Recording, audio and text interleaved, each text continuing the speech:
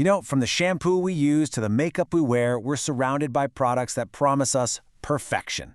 They promise shine, smoothness, longevity, but what if that pursuit of perfection has a hidden cost, one that goes way, way beyond what we pay at the checkout counter? So let's really dig into that. We're going to peel back the label on some of the stuff we use every single day to answer that very question. And we'll start with something pretty familiar, but we're going to end up somewhere that affects, well, pretty much all of us. All right, our journey kicks off with a really popular cosmetic treatment, hair extensions. For a lot of people, they're a quick way to add length, volume, maybe a little splash of color. They seem simple enough, right? But they have a surprisingly long history and some very well-known costs.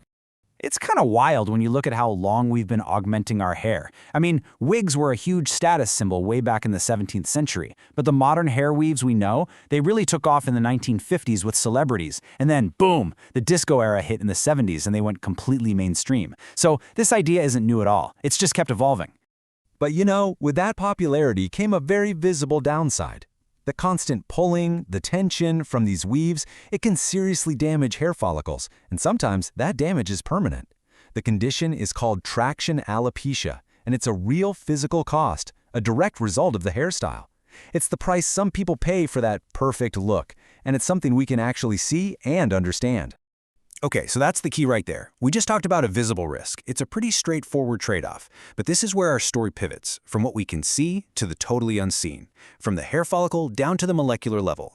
We need to look at the materials themselves, because that's where this all leads. And here it is. This is the question that changes everything. Traction alopecia, that's a known risk. But what if there are other dangers hiding in plain sight?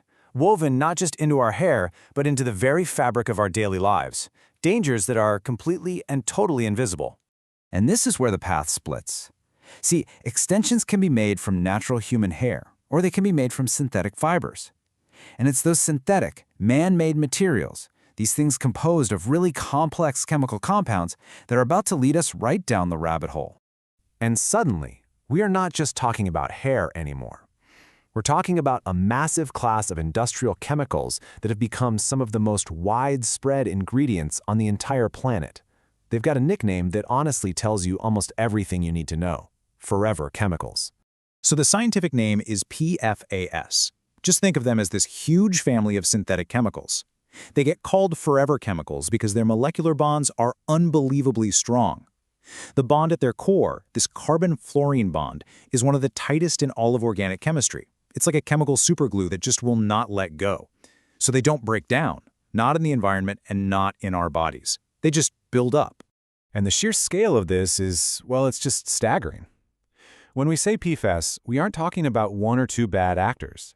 Scientific databases like PubChem list up to 7 million different kinds of these compounds. It's a vast, invisible universe of chemicals. So where are they? Honestly, it might be easier to ask where they aren't. They're in our waterproof jackets, our yoga pants, our lipstick, our food packaging, and yeah, those same properties that make them useful there, resisting water, oil, and heat, are sometimes used to make synthetic hair fibers more durable. They're in shampoo, paint, carpets, even the screen of the phone you might be holding in your hand right now. Okay, so they're everywhere. But why does that matter? Well, it matters because decades of this exposure and this accumulation are now being linked to a really terrifying range of health problems. This invisible ingredient is starting to have very, very visible effects on our bodies. And the list of health conditions linked to PFAS exposure is long and it is serious. We're talking about an increased risk for certain cancers, like testicular and kidney cancer, thyroid disease, ulcerative colitis, high cholesterol, and fertility issues. For pregnant women, it's linked to hypertensive disorders, and for kids, to developmental problems and a weaker immune system.